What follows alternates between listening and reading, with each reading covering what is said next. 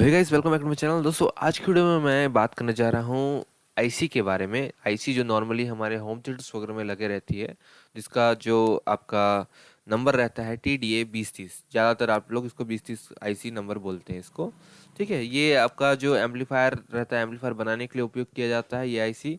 और काफ़ी सारे सर्किट में यूज़ किया जाता है as a feedback.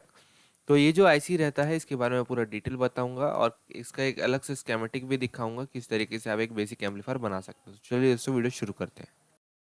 So guys, इसका जो स्ट्रक्चर है कुछ इस तरीके से रहता है। ये 5 पिन का आईसी रहता है। तो इसमें ज़्यादा कंफ्यूज नहीं करूँगा, आपको बेसिक जो इसके टर्म से बता देता हूँ। जो आपका ऊपर के 1 नंबर और 2 नंबर से बात करता हूँ। 1 और 2 नंबर जो है इन्वर्टिंग इनपुट और नॉन इन्वर्टिंग इनपुट है। ये बेसिकली आपका सिग्नल के लिए रहता है, जो आप सिग्नल प्रोवाइड करते हैं ना म्यूज़िक वगैरह का, वो सिग्नल के लिए यहाँ वो यहीं से जाता है। अब ये डिपेंड करता है कि आपका जो सिग्नल है, मतलब इसमें से एक प्लस है एक माइनस एक तरीके से। ठीक है, सिग्नल में भी प्लस माइनस एक तरीके से होता है। ठीक है, तो ग्राउंड या सिग्नल भी बोल सकते हैं। तो इसमें डिपेंड करता है कि आपका एम्पलीफायर कौन सा बनाने जा रहे हैं। अगर वो इन्वर्टिंग टाइप होगा तो अलग तरीके से इसमें रहेगा, और अगर नॉन इन्वर्टिंग टाइप होगा तो अलग तरीके से होगा। ठीक है, बेसिकली इन्वर्टिंग इनपुट को हम लोग माइनस में गिनते हैं और नॉन इन्वर्टिंग इनपुट को प्लस में गिनते हैं। अगर मान लीजिए इन्वर्टिंग इनपुट के हिसाब से अगर आपको एम्पलीफायर बनाना है, ऑपरेशनल टाइप एम्पलीफायर बनाना है, तो आपको क्या रहता है, इन्वर्टिंग इनपुट में हम लोग क्या देते हैं, आपका जो सिग्नल है वो देते हैं, और नॉन इन्वर्टिंग इनपुट में क्या देते हैं, आपका जो है उसको ग्राउंड से कनेक्ट कर देते हैं। ठीक है, उसके थ्रू ये सिग्नल पास होता है। और उसके बाद जो आपका 3 4 5 है, 3 और 5 जो रहता है, इसमें वोल्टेज सप्लाई दिया जाता है। जो VS दिखा है, VS प्लस VS माइनस से मतलब सोर्स वोल्टेज दिया है, जो यहाँ पे आपको सप्लाई देना रहता है। और उसके बाद जो आउटपुट रहता है, जो आपके स्पीकर में कनेक्ट होता है, वो 4 नंबर से आउटपुट निकलता है। जो आपकी मतलब निकलता है स्पीकर के लिए, वो आउटपुट 4 नंबर से निकलता है। इन्वर्टिंग इनपुट और नॉन इन्वर्टिंग इनपुट के ऊपर मैं अलग से वीडियो बनाऊंगा, काफ़ी बड़ा इसका मतलब थ्योरी है। ऐसे मतलब छोटे से पॉइंट में बताने से कोई मतलब नहीं देगा, आप ज़्यादा कंफ्यूज हो जाएंगे।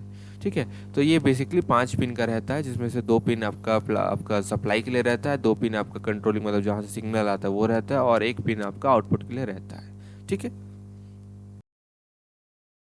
तो गाइस अब कुछ इसका और बेसिक स्पेसिफिकेशंस हैं जो आपको बताने जा रहा हूँ कि कितना कितना वोल्ट में काम करता है, क्या क्या चीज़ दिया है। तो जैसे VS के बारे में हम बात करें तो वो सप्लाई वोल्टेज रहता है, जो कि 18 वोल्ट इस आईसी के लिए ज़रूरत रहता है। जो 2030 की आईसी है उसमें 18 वोल्ट की सप्लाई वोल्टेज ज़रूरत रहता है।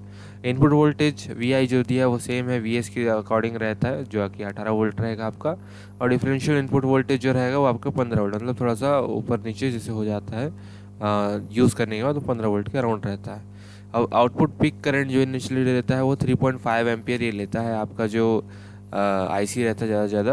और पावर डिस्ट्रीब्यूशन जो दिया है वो आपका 20 वाट है। और ये ध्यान दीजिए कि at T case is equals to 90 degree Celsius लिखा है। इसका मतलब टी केस का मतलब जो आपका जो केस है, जो आपका आईसी का केस है ना, जो ऊपर का जो ब्लैक बॉडी दिखता है, उसका क्या टेम्परेचर 90 डिग्री सेल्सियस तक जब रहता है ना, तब ये 20 वाट तक का आउटपुट प्रोवाइड करता है, पावर डिसिपेट करता है। ठीक है, टेम्परेचर भी इंपॉर्टेंट रहता है, उसके थ्रू भी आपका जो वाटेज रहता है वो डिफेयर करता है।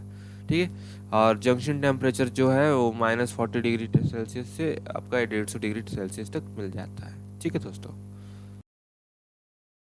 एक बार इसके ग्राफ को भी देख लेते हैं। जो output power versus supply voltage का जो कैरेक्टरिस्टिक्स जो ग्राफ दिया है वो देख लेते हैं। इसमें आप देखेंगे 4 ओम्स और 8 ओम्स के हिसाब से दिया। अगर आप 4 ओम्स के स्पीकर्स या 8 ओम्स के स्पीकर्स में चलाते हैं एम्पलीफायर को, मतलब दोनों इम्पीडेंस में चेंजेस में अलग अलग आपका वोल्टेज देगा।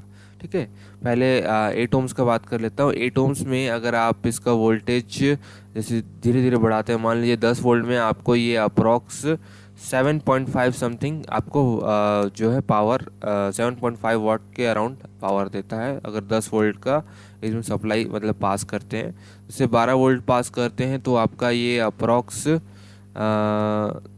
मिनट में देख के बता रहा हूँ, 12 वोल्ट के अराउंड तो ये आपको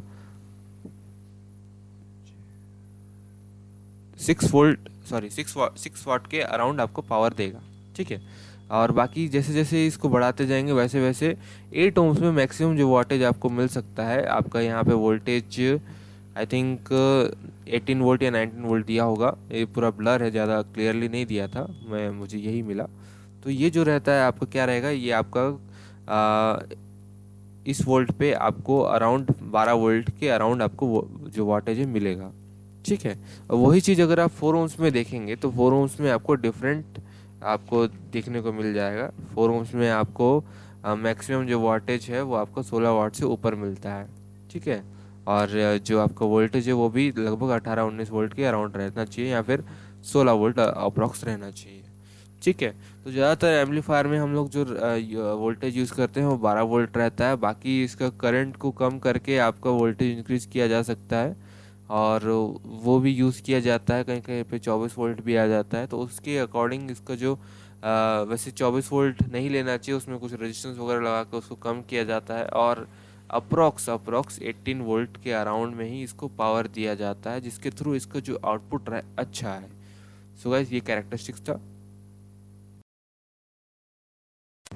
सो गाइस ये इसका टेस्ट सर्किट है, इसको आप देख सकते हैं किस तरीके से ये मतलब यूज़ किया जा सकता है। आपको अगर थोड़ा क्लियरली बता देता हूँ बेसिक बेसिक जो चीज़ है, जैसे कि हमने पहले ही देख लिया वी एस प्लस और वी एस माइनस जो दिया है यहाँ पे ऊपर और नीचे में, वो क्या है, वो आपका एक तरीके का सोर्स वोल्टेज है। यहाँ पे आपने सप्लाई देना है। ठीक है। जो आपका 5 और 3 नंबर पे कनेक्ट होगा। ठीक है, डायरेक्टली कनेक्टेड है। और उसी के थ्रू काफ़ी सारे रेजिस्टेंस और डायोड वगैरह भी लगे हुए हैं, ताकि आपका डायोड इसलिए रहता है ताकि आपका डायरेक्शन सेट कर सके कि इसी तरफ डायरेक्शन जाएगा, उसके उल्टी तरफ वो नहीं आएगा। ठीक है। उसके बाद यहाँ पे जो 1 और 2 नंबर है, इसमें आपका जो सिग्नल है वो आएगा। वैसे देखा जाए तो नीचे का जो लाइन है वो ग्राउंड है। ठीक है। नीचे का जो एकदम नीचे में बॉटम में जो लाइन देख रहे हैं वो टोटल ग्राउंड है, और 2 नंबर भी उसी के साथ कनेक्टेड है, एक रेजिस्टेंस के थ्रू और एक कैपेसिटर के थ्रू जो सीरीज में कनेक्टेड है। और उसके बाद जो 1 नंबर है, 1 नंबर पे आपका जो इनपुट है वो आ रहा है। ठीक है, वोल्टेज इनपुट जो आपका आएगा। ठीक है, इंटीग्रेटेड इनपुट मान लीजिए या फिर नॉन इंटीग्रेटेड इनपुट मान लीजिए, वो अपने अकॉर्डिंग आप दे सकते हैं।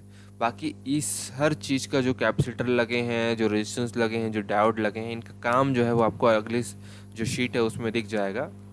ठीक है। और ये जो टोटल जो आपको जो इसका आउटपुट आ रहा है वो 4 नंबर से आउटपुट आ रहा है। वो आपको जो लोड रेजिस्टेंस यहाँ पे कनेक्टेड है, ये जो स्पीकर देख रहे हैं यहाँ पे RL लिखा है, RL का मतलब होता है लोड रेजिस्टेंस, उसमें यहाँ पे आपका स्पीकर का आउटपुट आएगा। ठीक है। स्पीकर में जो भी है आउटपुट यहाँ से आएगा, 4 नंबर से आउटपुट जाता है। ठीक है। तो बाकी फिल्टरिंग के लिए यहाँ पे काफ़ी सारे कैपेसिटर लगाए हैं, रेजिस्टेंस और आपका सॉरी रेजिस्टेंस भी लगा है, ताकि आपका जो फ्रीक्वेंसीज़ है उसको भी मैच किया जा सके।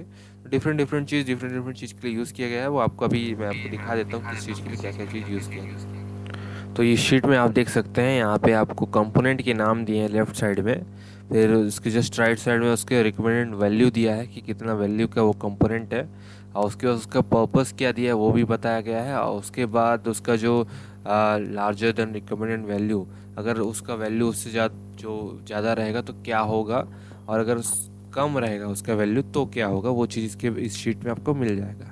जैसे कि मैं एक दो एग्जांपल दे देता हूँ। जैसे R1 जो है, R1 एक रेजिस्टेंस है। ठीक है। वो रेजिस्टेंस का जो रिकमेंड वैल्यू इसमें जो आपको मैं डायग्राम इससे पहले दिखाया था, उसमें आपका 22 किलो ओम्स का रेजिस्टेंस लगाना चाहिए। और उसका पर्पस क्या है, वो क्लोज लूप गेन सेटिंग है। मतलब गेन सेटिंग का जो आपका रहता है ना, वो इस रेजिस्टेंस के थ्रू ही होता है। ठीक है। मतलब साउंड का जो एक आउटपुट रहता है वो इस रेजिस्टेंस से कंट्रोल हो रहा है। तो यहाँ पे लार्जर देन रिकमेंडेड वैल्यू अगर बोल रहा है, तो अगर मतलब जैसे 22 किलो ओम्स से अगर ऊपर का अगर आप वैल्यू लगाते हैं, मान लीजिए 30 किलो ओम्स का आपने रेजिस्टेंस लगाया, 32 किलो ओम्स का रेजिस्टेंस लगाया, या फिर 24 किलो ओम्स का भी रेजिस्टेंस लगाते, किसी भी तरीके से आपने इसका वैल्यू इंक्रीज़ किया, तो आपका गेन जो है वो इंक्रीज़ होगा।